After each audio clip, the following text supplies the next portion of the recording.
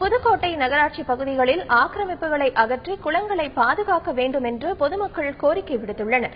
புதுக்கோட்டையில் மாட்டுக்குளம், பல்லவன் குளம் உள்ளிட்ட 40 நீர்நிலைகள் உள்ளன. இதில் 12 குளங்கள் குடிநீருக்காக பயன்பட்டு வந்த நிலையில் தற்பொழுது ஆக்கிரமிப்புகளால் 30க்கும் மேற்பட்ட குளங்கள் காணாமல் போய் உள்ளதாக அப்பகுதி மக்கள் தெரிவித்துள்ளனர். புதுக்கோட்டையில் நிலத்தடி நீர் வெகுவாக குறைந்து வரும் நிலையில் ஆக்கிரமிப்புகளை அகற்றி குளங்களை முறையாக பராமரித்து தண்ணீர் பஞ்சம் ஏற்படாமல் நடவடிக்கை எடுக்க வேண்டும் என்பதே மக்களின் கோரிக்கையாக உள்ளது. மேலும் குளங்களில் உள்ள ஆகாய தாமரை உள்ளிட்டவற்றை அகற்றவும் கோரிக்கை விடுத்துள்ளனர். இந்த குளம் ஏன் இப்படி இருக்கு, ஒரு குளிக்கலாம், ஒரு துவைக்கலாம், தண்ணி இல்லாத ஒரு காரணத்தினால இந்த யாருமே எல்லாருமே அவங்கவுங்க அறிவிப்புல வச்சு சண்டையும் நடக்குது, சச்சரவும் நடக்குது. மழை பெய்ய போது அடுத்தது இந்த ஒரு மாசத்துல மழை பெய்ய ஆரம்பிக்க போகுது.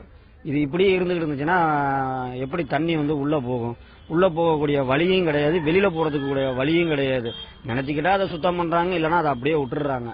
தயவுசெய்து இதை நல்ல முழுசான முறையில குளத்தை தூர்வாரி நல்ல தண்ணியா பியூர் பண்ணி கொடுத்தீங்கன்னாக்கா இங்க இருக்கிற எல்லா மக்களுக்கும் கண்டிப்பா இந்த ஒரு ராஜா குளம் ஒரு பிரோஜனமா இருக்கும். குளிக்க வைக்க வசதி இல்லாம இந்த குளம் ரொம்ப சுத்தம் இல்லாம சாக்கடை வாக்கையெல்லாம் மாத்தாம அப்படியே சாக்கடை தண்ணியா ரொம்பி ஓவர சுத்தம் இல்லாம இருக்கு. நாங்க குளிக்கிறதுக்கு ரொம்ப கஷ்டமா இருக்கு. இது ரொம்ப காலமா அப்படியே இருக்கு. கான்ட்ராக்ட் எடுத்து குளம் வெட்டினாக்க குளம் அப்படியே வெட்டினாக்கல அப்படியே சுத்தம் பண்ணாம போட்டு போயிட்டாங்க.